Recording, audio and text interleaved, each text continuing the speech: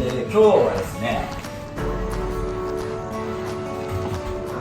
このボールを使って軸をずらさないようにするというドリルを打ちます。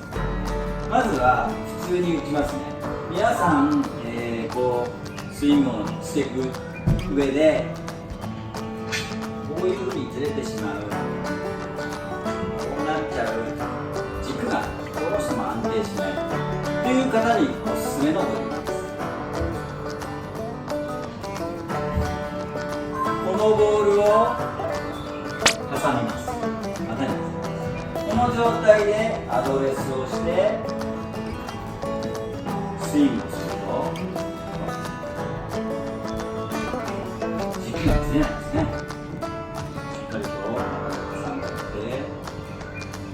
スイングすると軸が保ちやすくなります。それでは打ってみましょう。